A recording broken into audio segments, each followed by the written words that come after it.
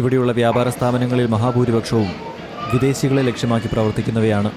നല്ലൊരു ടൂറിസം നടക്കുന്ന സ്ഥലമായതുകൊണ്ട് വിദേശത്തു നിന്നെല്ലാം ധാരാളം ആളുകളുടെ ഒഴുക്ക് ഇങ്ങോട്ടുണ്ട്.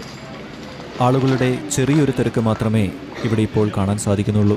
ഇവിടെ ഇപ്പോൾ സമയം ഏകദേശം 4 യൗവനപ്രായത്തിലുള്ളവരെയാണ് ഈ സമയത്ത് ഇപ്പോൾ ഇവിടെ ഞാൻ ഏറ്റവും കൂടുതൽ കാണുന്നത്.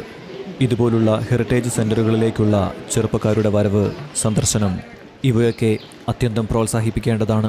വ്യത്യസ്തമായ മതങ്ങളിൽപ്പെട്ട വിവിധ മനുഷ്യരെ നമുക്കിവിടെ കാണാൻ സാധിക്കും. അങ്ങനെ ആ തെരുവിലെ കാഴ്ചകളെല്ലാം കണ്ടുകൊണ്ട് ഞാനങ്ങനെ മുൻപോട്ട് നടക്കുകയാണ്. എൻ്റെ ലോക പര്യടനം ആരംഭിച്ചിട്ട് ഇപ്പോൾ കുറേയധികം മാസങ്ങളായിരിക്കുന്നു. മറ്റു രാജ്യങ്ങളിലുള്ള ഇതുപോലുള്ള മനോഹരമായ തെരുവുകളിലൂടെ നടക്കുമ്പോൾ അതിൻ്റെ ഭംഗി ആസ്വദിക്കുക എന്നത് മാത്രമേ ഉണ്ടാവാറുള്ളൂ.